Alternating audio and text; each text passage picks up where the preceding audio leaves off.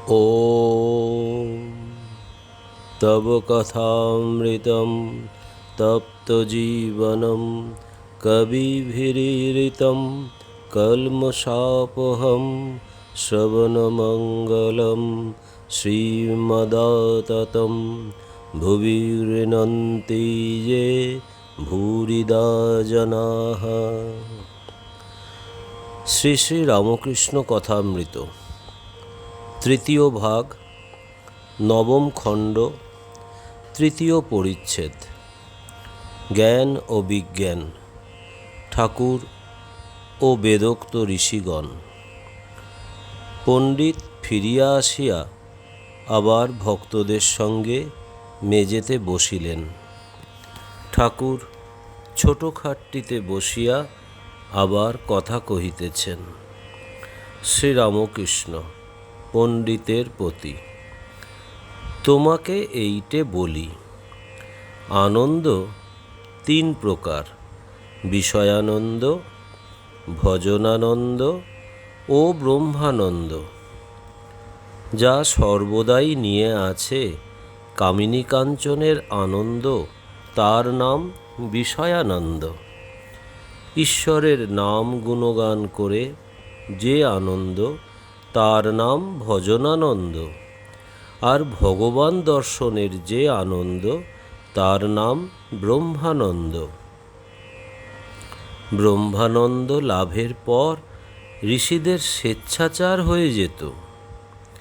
চৈতন্যদেবের তিন রকম অবস্থা হতো: অন্তর্দশা, অর্ধবাহ্যোদ্দশা ও বাহ্যোদ্দশা। অন্তর্দশায় ভগবান দর্শন করে সমাধিস্থ হতেন, জড় সমাধির অবস্থা হতো। অর্ধবাহ্যে একটু বাহিরের হুঁশ থাকত। বাহ্যদশায় নামগুণ কীর্তন করতে পারতেন। হাজরা পণ্ডিতের প্রতি: এই তো সব সন্দেহ ঘুচানো হলো। শ্রীরামকৃষ্ণ পণ্ডিতের প্রতি: সমাধি কাকে বলে? যেখানে মনের লয় হয়, জ্ঞানীর জড় সমাধি হয়, আমি থাকে না। ভক্তিযোগের সমাধিকে চেতন সমাধি বলে। এতে সেব্য সেবকের আমি থাকে, রস রসিকের আমি, আস্বাদ্য আস্বাদকের আমি। ঈশ্বর সেব্য, ভক্ত সেবক। ঈশ্বর রসস্বরূপ, ভক্ত রসিক। ঈশ্বর আস্বাদ্য, ভক্ত আস্বাদক। চিনি হব না, চিনি খেতে ভালোবাসি। পণ্ডিত: তিনি যদি সব আমি লয় করেন, তাহলে কি হবে? চিনি যদি করে লন? শ্রীরামকৃষ্ণ সহাস্যে: তোমার মনের কথা খুলে বলো। মা কৌশল্যা, একবার প্রকাশ করে বলো। সকলের হাস্য। তবে কি নারদ, সনক, সনাতন, সনন্দ, সনৎকুমার শাস্ত্রে নাই? পণ্ডিত: আজ্ঞা হ্যাঁ, শাস্ত্রে আছে। শ্রীরামকৃষ্ণ: তারা জ্ঞানী হয়েও ভক্তের আমি রেখে দিয়েছিল, তুমি ভগবত পড়ো নাই? পণ্ডিত: কতক পড়েছি, সম্পূর্ণ নয়। শ্রীরামকৃষ্ণ: প্রার্থনা করো, তিনি দয়াময়। তিনি কি ভক্তের কথা শোনেন না? তিনি কল্পতরু, তার কাছে গিয়ে যে যা চাইবে তাই পাবে। পণ্ডিত: আমি তত এসব চিন্তা করি নাই, এখন সব বুঝছি। শ্রীরামকৃষ্ণ: ব্রহ্মজ্ঞানের পরও ঈশ্বর একটু আমি রেখে দেন। সেই আমি ভক্তের আমি, বিদ্যার আমি। তা হতে এ অনন্ত লীলা আস্বাদন হয়। মুষল সব ঘষে একটু তাতেই আবার উলুবনে পড়ে কুলনাশন। যদুবংশ ধ্বংস হল। বিজ্ঞানী তাই এই ভক্তের আমি, বিদ্যার আমি রাখে আস্বাদনের জন্য, লোকশিক্ষার জন্য।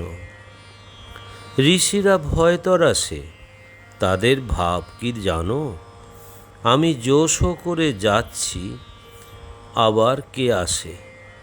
খাদি কাঠ আপনি জোশ করে ভেসে যায়, কিন্তু তার উপর একটি পাখি বসলে ডুবে যায়। নারদাদি বাহাদুরি কাঠ, আপনিও ভেসে যায়, আবার অনেক জীবজন্তুকেও নিয়ে যেতে পারে। স্টিমবোট কলের জাহাজ, আপনিও পার হয়ে যায় এবং অপরকে পার করে নিয়ে যায়। নারদাদি আচার্য বিজ্ঞানী, অন্য ঋষিদের চেয়ে সাহসী, যেমন পাকা খেলোয়াড় ছগমাদা খেলা খেলতে পারে। কি চাও, 6 না 5? ফিবারেই ঠিক পড়েছে, এমনই খেলোয়াড়। সে আবার মাঝে মাঝে গোঁপে তা দেয়। শুধু জ্ঞানী যারা, তারা ভয় তরাসে। যেমন শতরঞ্জ খেলায় কাঁচা লোকেরা ভাবে জোশ করে একবার ঘুঁটি উঠলে হয়।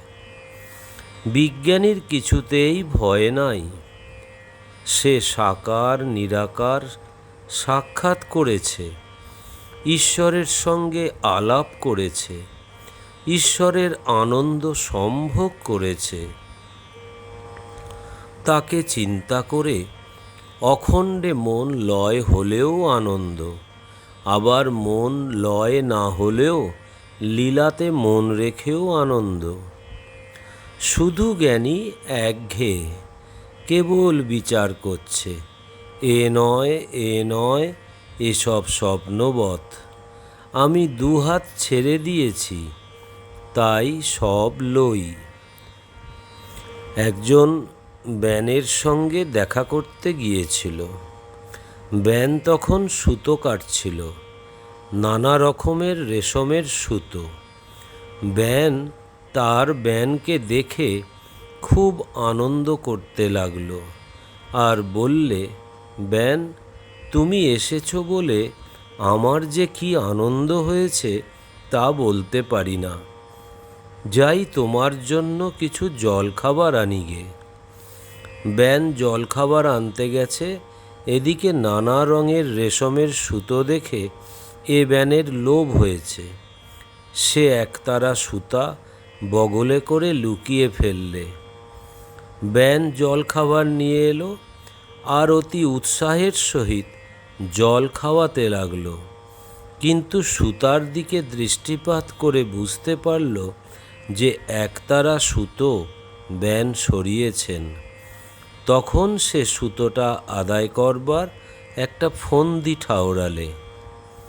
সে বলছে, ব্যান, অনেক দিনের পর তোমার সহিত সাক্ষাৎ হলো, আজ ভারী আনন্দের দিন। আমার ভারী ইচ্ছা করছে যে দুজনে নৃত্য করি।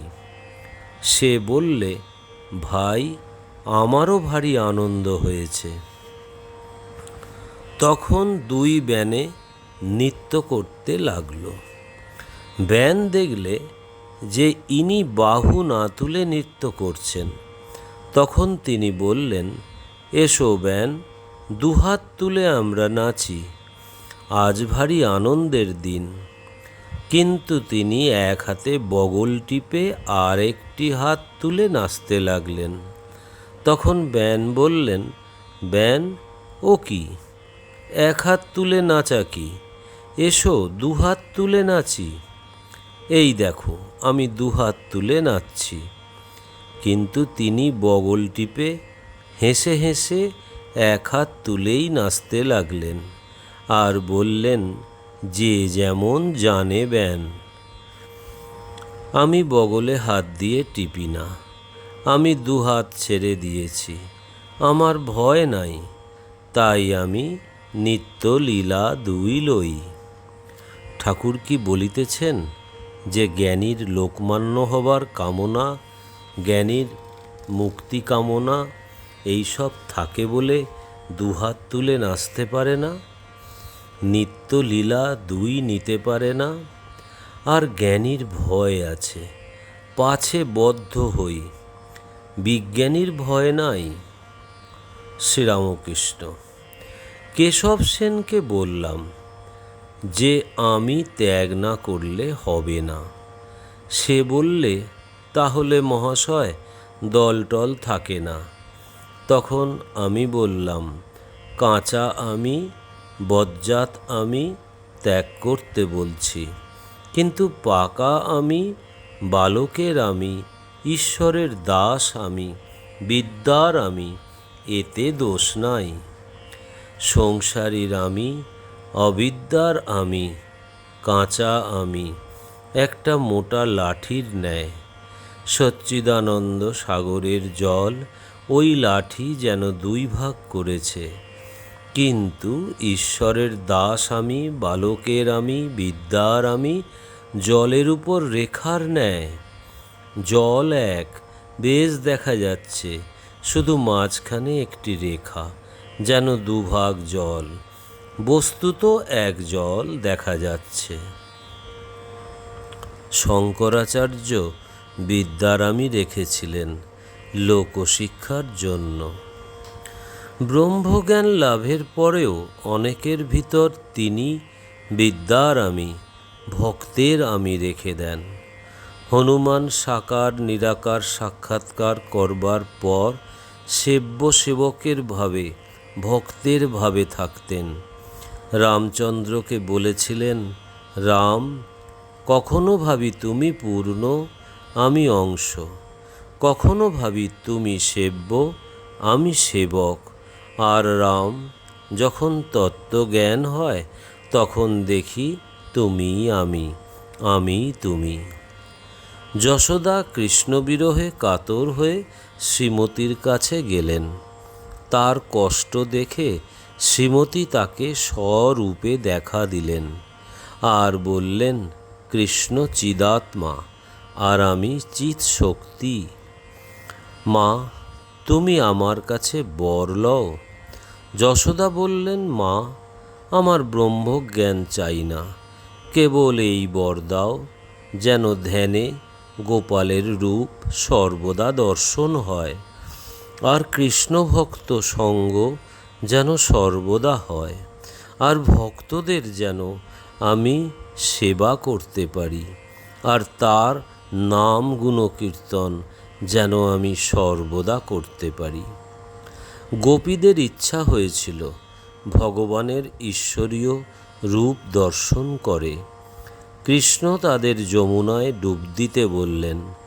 ডুব দেওয়াও যা, অমনি বৈকুণ্ঠে সবাই উপস্থিত। ভগবানের সেই সরৈশ্বর্যপূর্ণ রূপ দর্শন হলো, কিন্তু ভালো লাগলো না।